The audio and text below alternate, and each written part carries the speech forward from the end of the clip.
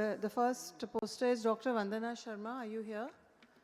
Okay, so I'm going to request everyone to keep to their time. One question will be asked and the next person should be ready. The next person is Dr. Dolly Dhanuka. Are you here? Dr. Dolly? Not here. Dr. Mohammad Hassan Naz. Are you here?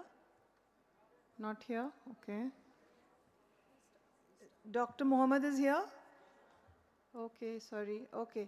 So you be ready. Dr. Vandana, please start. Good evening, everyone. Today I'll be discussing about a case of orbital retrobulbar cysticercosis, which presented as unilateral granulomatous uveitis. We all know that cysticercosis is a parasitic infestation which is caused by the larval form of Taenia solium, or commonly known as a poke tapeworm, and it can present in the intraocular form or the intraorbital form. Intraocular form is characterized by subconjunctival cysts, intravitreal cysts, or subretinal cysts. And the intraorbital form can present with ptosis, restriction of motility, or even it can mimic orbital cellulitis. But can it present with severe intraocular inflammation? So this was a 20-year-old male who presented to us with complaints of unilateral decrease in vision in the left eye, which was associated with redness and photophobia for the last 6 months. His complaints were characteristically episodic, and there were symptom-free periods of about 1 month during the episodes. But recently, for the last 2 months, he had his complaints constantly. On examination, we found that the best corrected visual acuity in the unaffected eye was 6/6, and it was 6/9 in the left eye, with signs of intraocular inflammation in the form of anterior chamber cells and flare. The posterior segment had a media haze of grade 2 as per the EVS classification, but there was no signs of inflammation which was suggestive of posterior uveitis. Even on autofluorescence, we were not able to detect any signs of posterior segment inflammation. So we made a clinical diagnosis of unilateral granulomatous anterior uveitis. We ruled out all the infective causes for the same and started the patient on oral steroids. Initially, the patient responded, there was improvement in the visual acuity to 6/6. There was no flare or cells. But as we started tapering the steroids, there was a recurrence of inflammation. The visual acuity dropped to 6/60, and the anterior chamber inflammation again reappeared. This time, the patient was started on steroids with a slow tapering regimen, and he was slowly shifted to immunosuppressants. But this time, he did not show any improvement, and the intraocular inflammation kept on worsening. So we repeated our investigations. They were again negative, so we kept a possibility of parasitic infestation, and a B-scan ultrasonography was done.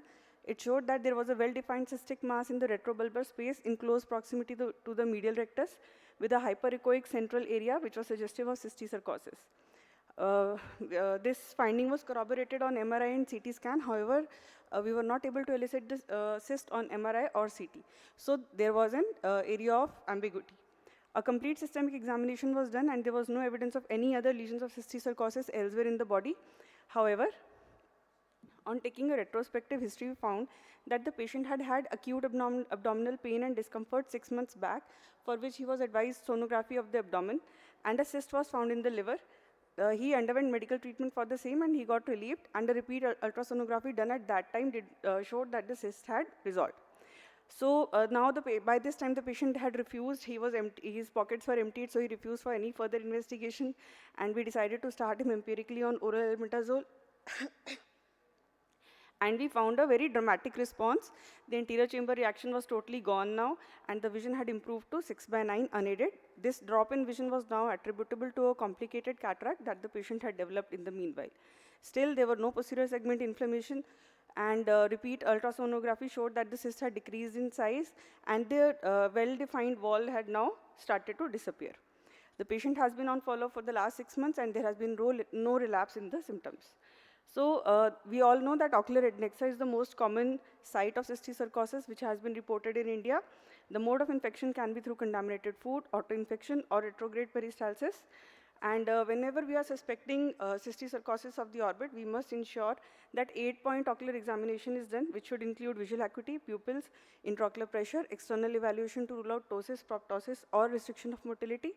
A slit lamp examination should be done to rule out any cysts that can be seen clinically, and fundoscopic examination must be done. Management can be done in the form of medical therapy, which includes 4 weeks of oral albendazole under the cover of steroids in tapered doses, and surgery is recommended when the cysts are approachable, either in the lids, conjunctiva, and surgery is the first line of treatment when the cyst is in the posterior segment. Otherwise, medical management can lead to intraocular inflammation.